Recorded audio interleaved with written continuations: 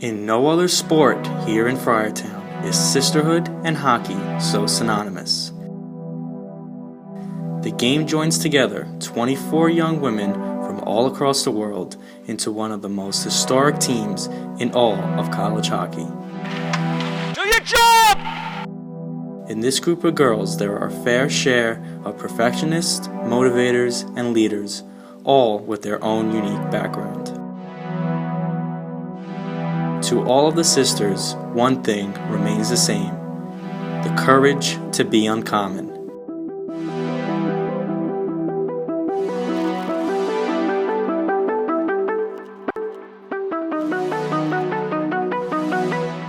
Coming to the locker room every day and having laughs and new songs to throw on the iPod and just being around the team has been unbelievable. Because she wants to win. She's willing to do whatever it takes. Get a behind-the-scenes look at the Providence College women's hockey team as they fight for ice time and study time in an elite Hockey East Conference. Coming up on Providence Hockey All Access. Providence College titles itself on the hard work and determination from all their athletes. This program gets its foundation from its high-class weightlifting and conditioning programs in their brand new facilities.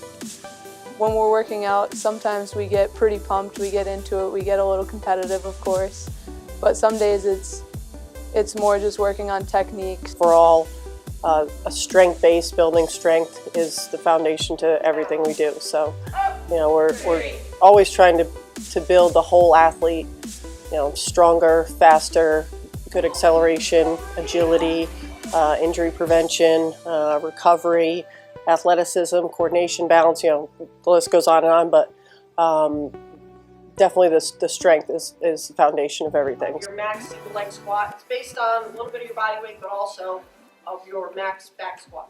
Female athletes, since they usually do have little to no experience in the weight room, they may believe for their entire freshman year, they may actually believe they're working hard at a high intensity, but it takes a little while for them to learn that, for them to really learn how to push themselves. Right after training, students must get to class to balance the life of athlete and student. Lots of players take the course Microeconomics. If the closer you can make it to real-life examples, the better. And microeconomics tends to focus tremendously on prices and costs for firms.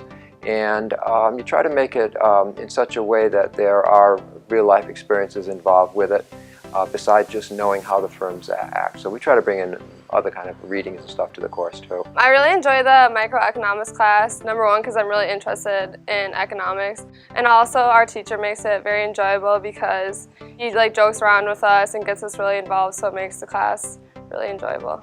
They work hard, they work as hard as anyone, maybe a little harder. They come prepared and they keep you informed when they're going to be away so that it's pretty seamless. They can email things to you. And they're excellent students overall. With the hard day of practice looming tomorrow, it's one step closer to game day. To prepare for their upcoming game, the team studies video before heading onto the ice. Right there, they're in a one-man forecheck. Okay, kid thinks she can skate. Gets her pocket pick. Know your surroundings. Okay. You're trying to teach young student athletes the way they're used to learning, instead of trying to teach them a different way. What they're used to is being in the classroom setting. They're used to, you need technology now, you need video, you need things that are going to keep their attention, but also try and teach them in their language and in their environment. And so basically what we're trying to do is teach the game of hockey the way you teach a math class, the way you teach an English class, the way you teach Western Civ. And that's really what I'm trying to do. I call it, it's my classroom. We're trying to teach hockey 101. When we watch tape, we look for things we can do better to improve, but also look for things we've been doing well to continue working on them and make them our strengths. It's not too well. It never sticks in the passing thing. When I'm watching film, I watch myself or the goalie unless someone points out something different, because that's how I think that I'd improve my game the best, by watching what other people do and what I do in the net. Now that the team is prepared, it's now time to practice.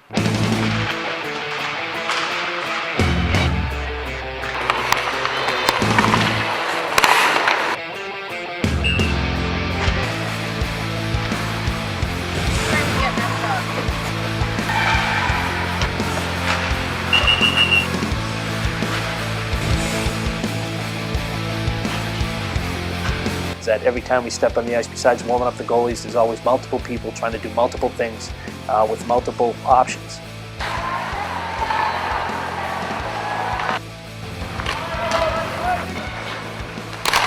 Players begin to arrive hours before the game to start their pregame rituals before the puck drops. My pregame ritual is that I usually come to the rink 2 hours before the game. I'll first take my stick, and then I'll get some stick handling and shooting in to warm up my hands. And then I'll stretch for about 10 minutes to get everything warmed up. And then a little bit after that, our team does a warm-up with our strength coach, and then we go upstairs and do our own warm-up. Generally before a game, I'll do a little bit of stretching, warming up, but then I'll go out and I'll juggle a lot. I do a lot of kind of weird little juggling techniques. I'm no master, but I do some fun stuff.